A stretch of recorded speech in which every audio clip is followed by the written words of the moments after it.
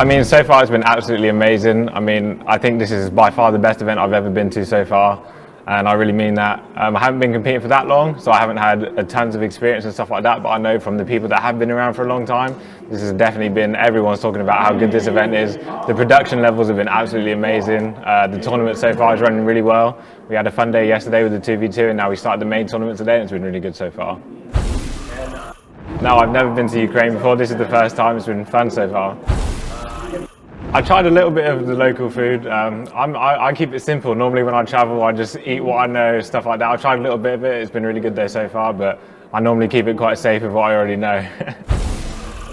On my hairstyle, this is over like, I think 3 years now. It's a lot of effort. It's a lot of effort. I feel like it's kind of part of me now. Like, you know, it's part of Dizzy. You know, you look for Dizzy in the crowd, you see his big hair somewhere. You know, like everyone always knows where I am. So I can't get rid of it. I can probably do some new stuff though. Eventually, I'll probably do something new. But I've got to always have something crazy.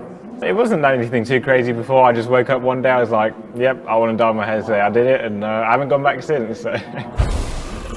I went to a few tournaments in Justice 2 in like the year 2. I went to a couple of tournaments there, but MK11 is what I really started taking seriously. I sort of like, for a while, I sort of like funded myself. So like the first event I went to this year, I actually won. Or not this year, last year now. I won that, and that was what got me to the next event. I got some money from that event, went to the next event, and so on and so forth. So I sort of like funded myself by placing well at events. I think it's a conversation that's always put out there. You know, people talk about, I've got a full-time job and stuff like that, and I also want to play. It is very difficult to manage time, but it is possible. There's players that have done it in the past, you know, where they're juggling multiple different things, right? They're doing their job. If you've got work to do, the easiest thing to do is just get it done straight away, so you can spend like the rest of your night on MK and stuff like that. And when you do have limited time, it's important to make sure you're focusing on the right things, you know? So if you're going into practice, make sure you're looking at important situations and things like that. No, I'm thinking about something in sports psychology alongside, well, obviously the ideal plan is just to play MK. That's obviously what I want to do. You know, I want this to be a full-time career, and that's what I'm working towards. But it's always good to have something else. It's always good to, you know, stay in education as long as you can and get what you need. So I have quite a long background in sport. Before I started playing like MK competitively, I used to compete in Taekwondo. I fought for England a few times, fought in the Commonwealth Games and things like that. Won gold in the Commonwealth Games, so that's, you know, that's quite an achievement for myself. I managed to get for myself. But yeah, so that's sort of my background in it, because I've been involved in sport for so long. I sort of can translate that into the work that I do now. So, you know, I do that stuff, but also because I've had experience in it, I don't find it super difficult. So I also have time to spend on MK, right? Because I'm not really learning so much because I've done it all in the past. So it's a case of just getting it done and then just playing MK. In terms of the gaming, I think I started the first sort of person that people knew me as playing with was Foxy. We sort of always used to play together, and then it was sort of like, oh, this is like Foxy's prodigy. It was like Foxy Juniors coming along and stuff like that. That was kind of around Injustice 2 times, and then when MK11 came out, I went to the first tournament with him, and I actually beat him at that tournament. So everyone was like, okay, well, maybe he's not Foxy Junior anymore. He's sort of like, he's his own thing now, you know, it's Dizzy's here now. But me and him are still really close friends. We still train every day, you know, everything like that. Me and him are just, yeah, really good friends. It's really about the dedication, and it's about what work you put in. That's what you get out, you know.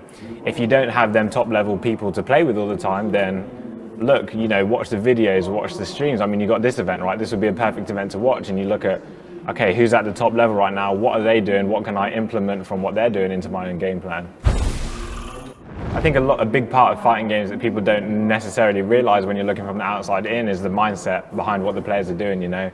A lot of it, everyone can press the buttons, everyone can do the combos and stuff like that, but it's really about how are you going to put yourself in a position to get that combo. If something doesn't go your way, how are you going to compose yourself? How are you going to move forward? So I think psychology has a big part to play in fighting games in general. I mean, I think that stretches beyond fighting games.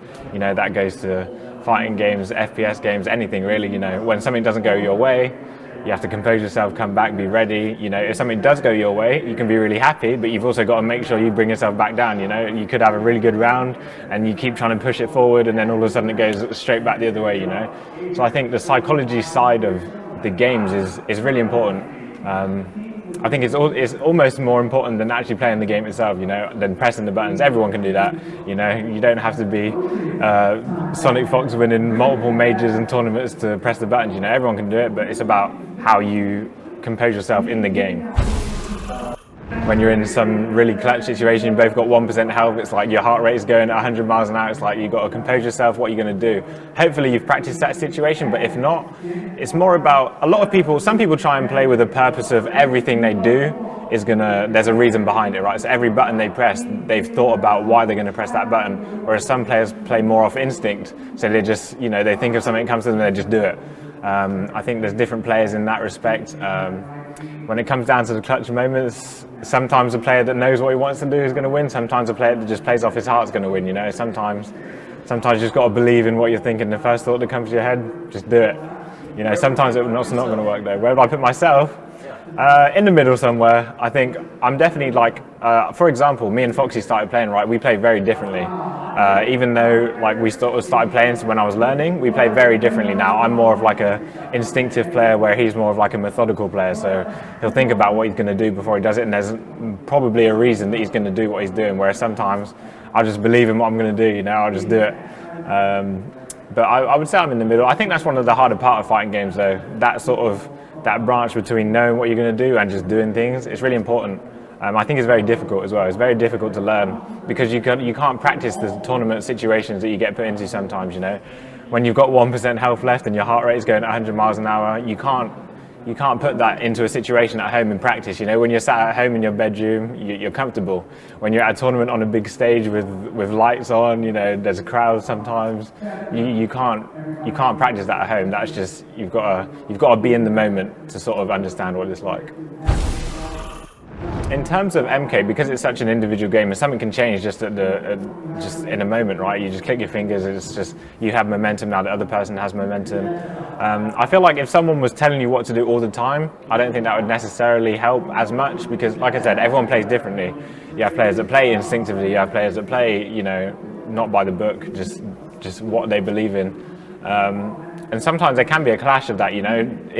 If you have someone that's really methodical, telling you what to do when you're someone that likes to play instinctively, you can think about that too much sometimes. And obviously in a game where one hit really matters, you know, it can be bad, you know. I think it's good sometimes to have that person, like I said, that can just say, relax, calm down, it's fine. I think that's probably like the best type of coaching you can get. I mean, all the top players tend to have a game plan when they're going into a tournament, right? So it's not like, most of the time they're not learning anything new. It's really good if you can pick something up, if you notice something that your other player's doing, but 9 times out of 10, you know what you're doing before you go into the tournament. So it's a case of, you just sometimes need someone to just say, keep doing what you're doing as opposed to do something completely new. Because it's unrealistic, right? If you're into a tournament, you know what you want to do. If you just completely change the way you're playing, that's sometimes unrealistic. You know, you might not play your best. If someone tells you, oh, do this, you might not be comfortable with doing that thing. My first favourite character, in MK11 it was Sonya. I picked her up right off the gate. I just think she's a cool character. I think she was cool in MK9 and stuff like that. Not that I played the games, but I think she was a cool character. She played how I thought she was going to play a certain way.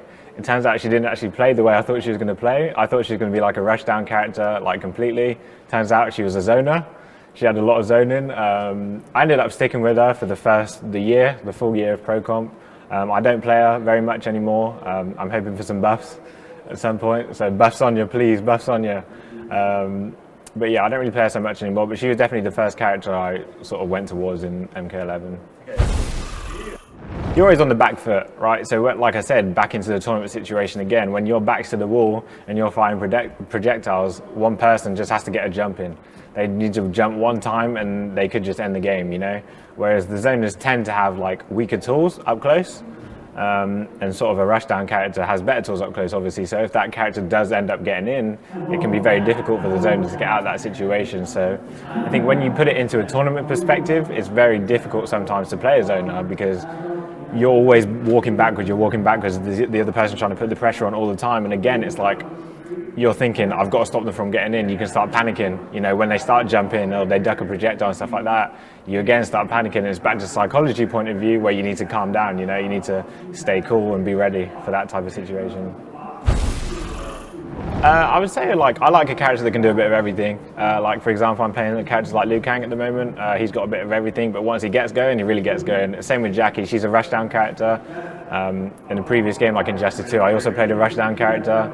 I would say that I can play like most type of styles, but I'm not necessarily a just sit back and just wait. I like to get in there, you know. I like to get involved, get the job done. So I'd say Rushdown, someone that can do a bit of everything. I would say there's some moves that are a little bit funny, like Shiva's dragon starts that Foxy's using. I'm sure anyone that's watching will probably see that across the weekend. But I think it's in a really good spot right now. Kustom Variations just came out, so we're still actually learning. They didn't come out that long ago. Everyone's still trialing and experimenting with different things. It's really good that this event has come along. You know, everyone's brand new to the Kustom Variations. We just had another patch recently that came out with the customs. You know, you've got 3 new characters. I think there's one person here that might be using the new characters. But you know, everyone's still learning. You know, it's a really good experience. We finally get to take the customs to tournament. This is the very first tournament that the customs have been implemented. So you know, you get to see kind of how it works, what people are doing, what people are choosing. Because some people have been quite secretive. You know, not everyone knows what everyone's choosing. But it's good. It's good fun. I think it's good. I think the custom patch is good. I think a lot of people wanted it. People want to have that creativity with their characters, you know. We have all their moves in the game and they weren't being used for the first year. The second year now, we've got all these moves that we can pick. We can create our own sort of styles. And even when you have that type of zoning character, you don't have to play the same variations as someone else, you know. I don't think there's a few characters that you could call the best variation, but I think every character has slightly different things that you can put on. And I mean, it's good to watch, right? You have different characters with different moves, so you're not just going to watch, for example, a player with one set of moves. Another player might play the same character with a completely different set of moves, playing a completely different way. So I think it's really good for the viewers as well. You know, it's just interesting, especially for the players too. You know, we can mix it up. I really hate, not anymore. I used to. In the first year, I used to not like playing against Gyros. I didn't used to like Gyros. Yeah, that character wasn't fun for a while, but we adapted. You know, you have to as a player. If you really want to make it to the top level and you want to be the best, you know, you have to adapt because people are going to pick the best characters, you know. So if people are picking the best characters and you don't like fighting them, you need to learn how to like fighting them. Or maybe you don't have to like fighting them, but you need to know how to fight them, you know. So personally, I wouldn't say I go into the event wanting to beat any particular person. When I go to the event, obviously I want to win, that's the objective. Obviously learning across the way is ideal, you know. If you beat everyone and you can't learn anything, you can't push yourself forward, you know. The idea is you beat everyone, but there's still mistakes you've made, right? I don't think anyone's ever in their life played a perfect tournament. You're always going to make a mistake at some point, so there's always something to work on in that point of view. I think when you lose, it's also really important to know why you lost. If you do lose to someone that's better than you, you can take it back and be like, look, okay, I lost because of this and this. It's good to go back to the lab and say, look, I can learn on this, I can push myself forward from this loss. I think sometimes it's better to lose 3-0 and just get no games than it is to lose 3-2, because when sometimes you played really well for that 3-2 game, it's just it come down to one hit. You know, end of the tournament, you know, last hit, you get hit sometimes, it's just unfortunate. Whereas if you get 3-0'd, there's obviously something you did clearly very wrong to that point. So, you know, it's easier to look back and adapt and, you know, push yourself forward from that. Shout out to my sponsor, CGL. Obviously, those guys are really good. Shout out to WePlay, most importantly. This event so far, like I said, has been incredible. The best I've been to. So huge shout outs to WePlay, and thank you very much for inviting me. I would love to come back as soon as possible. Most definitely, this event has been incredible, like I said. Shout out to my mum over at home. Yeah.